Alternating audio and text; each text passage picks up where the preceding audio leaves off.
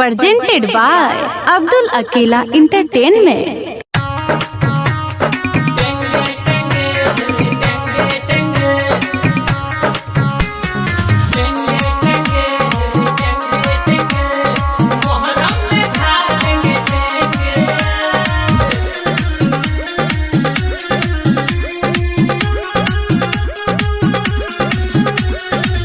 के बाजू में है कि ताना दम आ मैदान में फरिया लेंगे हम।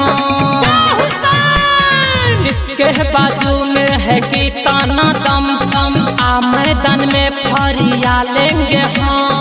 बच के जाने नहीं देंगे। अरे चुप मेरे साला टेंगे टेंगे, मैदान में तो पहले आने दे। टेंगे टेंगे हेरे टेंगे टेंगे, मोहर्रम में झाड़ देंगे टेंगे। टेंगे टेंगे हेरे टेंगे टेंगे, मोहर्रम में झाड़ देंगे टेंगे। मोहर्रम में झाड़ देंगे टेंगे। टेंगे टेंगे हेरे टेंगे टेंगे, टेंगे टेंगे हेरे टेंगे टेंगे। सर पे हुसैन सवार हुआ है रे, सवार हुआ है। नया खलवर तैयार हुआ है रे, तैयार हुआ है, तैयार हुआ है। टंगड़ी में टंगड़ी फंसा के गिराओ, उठा के बाजारो, खलवारो बचा के कपारो, तब मारो।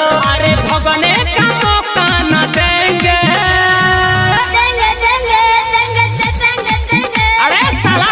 टेंगे को बड़ा में का साला मूड खराब कर देंगे। टेंगे टेंगे हेरे टेंगे टेंगे, मोहर्रम में झाड़ देंगे टेंगे। टेंगे टेंगे हेरे टेंगे टेंगे, मोहर्रम में झाड़ देंगे टेंगे। मोहर्रम में झाड़ देंगे टेंगे। टेंगे टेंगे हेरे टेंगे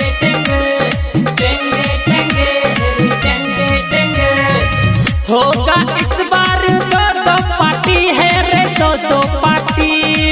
आओ हमसे तुम सीखो लाठी है रे, सीखो लाठी, सीखो लाठी। ऐसे पकड़ो रे, ऐसे घुमाओ, फिर ऐसे घुमा के यूं करो, फिर ऐसे घुमा के यूं करो। अब्दुल अकेला से डरेंगे।